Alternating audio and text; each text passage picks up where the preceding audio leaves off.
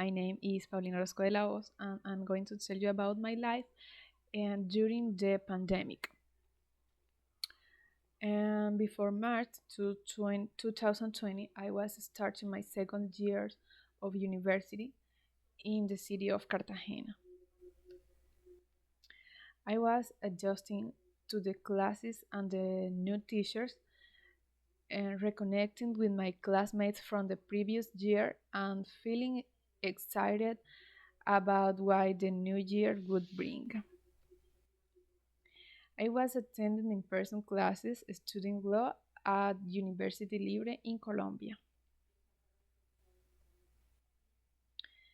Um, I was not working. I was looking for my first job as an event host to earn some income for my personal expenses.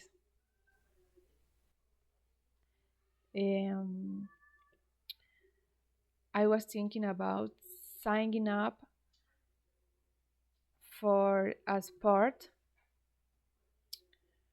that wouldn't interfere with my routine, like volleyball or basketball.